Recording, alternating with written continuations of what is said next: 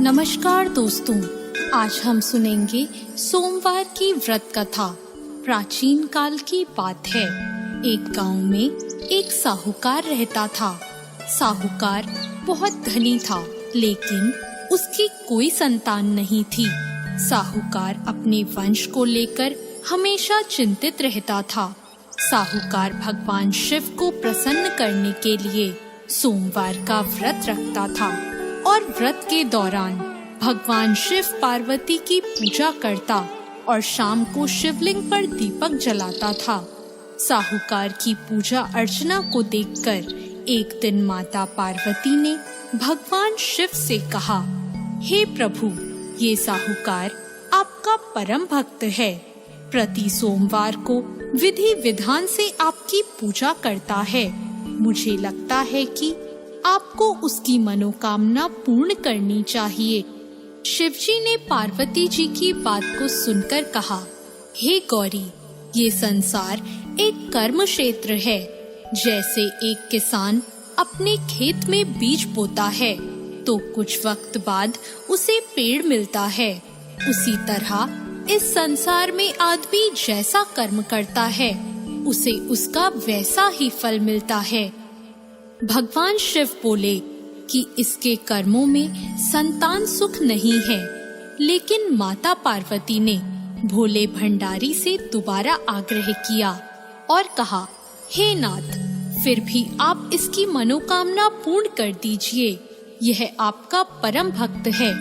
अगर आपने अपने भक्तों की इच्छा को पूर्ण नहीं किया तो वो आपकी पूजा आराधना क्यों करेंगे? माता पार्वती के इतना आग्रह करने पर भगवान शिव ने कहा, यह साहूकार बहुत धनवान है और इसके कोई पुत्र नहीं है, इसलिए ये सदैव चिंतित रहता है। लेकिन इसके भाग्य में संतान योग भी नहीं है। लेकिन तुम्हारे आग्रह करने पर मैं इसे पुत्र प्राप्ति का वरदान दे देता हूँ। लेकिन इसका जो पुत्र होगा वो केवल 12 सालों तक ही जीवित रहेगा। फिर एक रात्रि शिवजी ने साहूकार को स्वप्न में दर्शन दिए और कहा कि उसको जल्द ही पुत्र रत्न की प्राप्ति होगी, लेकिन उसका पुत्र दीर्घ आयु नहीं रहेगा, बल्कि केवल 12 वर्ष तक ही जीवित रह पाएगा।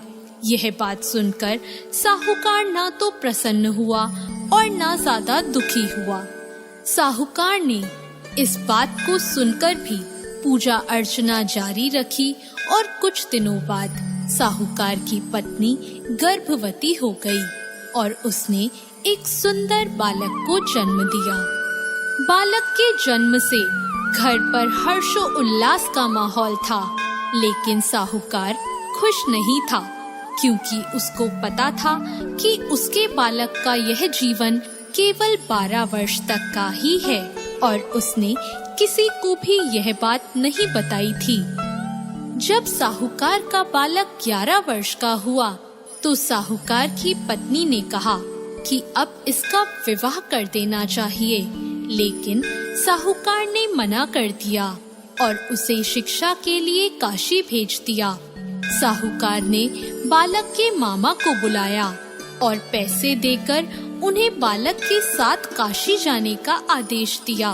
फिर साहूकार ने मामा भांजे से कहा कि वह काशी जाते समय रास्ते में यज्ञ करते हुए और ब्राह्मणों को भोजन कराते हुए ही जाए।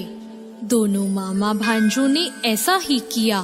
काशी जाते वक्त जिस रास्ते से मामा भांजे गुजर रहे थे, उसका राजा अपनी पुत्री का विवाह एक ऐसे राजकुमार से करवा रहा था जो कि काना था, यानी उसे एक आंख से दिखता नहीं था।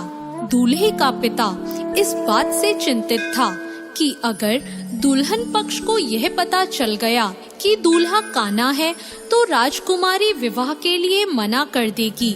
इसलिए उसने जब साहूकार के पुत्र को देखा तो उसने सोचा कि मैं अपने बालक के स्थान पर तोरण के वक्त इस बालक को बिठा दूंगा और दुल्हन के पक्ष वालों को पता भी नहीं चलेगा। दूल्हे के पिता ने साहूकार के पुत्र को इस बात के लिए राजी किया। इस तरह साहूकार के उस लड़के ने दूल्हे के कपड़े पहने और घोड़ी पर चढ़कर तोरण की रस्म पूरी की। तोरण के बाद फेरों की जब बारी आई तो दूल्हे के पिता ने साहूकार के पुत्र से अनुरोध किया कि वह दुल्हन के साथ फेरे ले और जब विवाह संपन्न हो जाए तो यह बात किसी को ना बताए। मामा भी राजी हो गया और विवाह समारोह भी निपट गया और शादी संपन्न होने के बाद मामा भांजा काशी के लिए प्रस्थान कर गए। परंतु साहूकार के पुत्र ने दुल्हन के कपड़ों पर लिख दिया कि तुम्हारी शादी मुझसे हुई है, लेकिन जिसके साथ तुम जाओगी वह एक आंख वाला आदमी है और मैं काशी में शिक्षा ग्रहण करने जा रहा हूँ। जब राजकुमारी ने यह बात पढ़ी तो उसने राजकुमार के साथ जाने से इनकार कर दिया और अपने पिता से कहा, यह मेरा पति नहीं है, मेरा पति शिक्षा ग्रहण करने काशी गया है। जब सब जगह यह बात फैल गई तो मजबूरी में दूल्हे के पिता को सारी बात बतानी पड़ी और दुल्हन के पिता ने भी अपनी बेटी को भेजने से इनकार कर दिया। इधर मामा भांजे दोनों काशी पहुंच गए और बालक शिक्षा ग्रहण करने लगा और मामा ने यज्ञ कराना भी शुरू कर दिया। जब साहूकार का पुत्र 12 साल का हो गया तो एक दिन वो अपने मामा से बोला कि उसकी तबीयत ठीक नहीं है और वह सोने अंदर जा रहा है। साहूकार का पुत्र अंदर सोने गया और उसकी मृत्यु हो गई। कुछ देर बाद जब मामा अंदर पहुँचे, उन्होंने जब अपने भांजे को मरे हुए देखा तो वो बहुत दुखी हुए, परंतु वह रो नहीं सकते थे वरना उनका यज्ञ अधूरा रह जाता। इसलिए मामा ने वापस जाकर यज्ञ पूरा किया और ब्राह्मणों का भोजन कराने के बाद मामा अपने मृत भांजे को देखकर रोने लगे।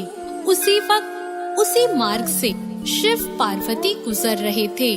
माता पार्वती ने किसी के रोने की आवाज सुनी तो उन्होंने शिवजी से कहा, हे प्रभु, कोई मनुष्य रो रहा है, चलो उसके दुखों को दूर कर देते हैं। शिव पार्वती मामा के पास गए और उन्होंने जब मृत बालक को देखा तो हैरान हो गए, क्योंकि वह भगवान शिव के आशीर्वाद से जन्मा साहूकार का पुत्र था।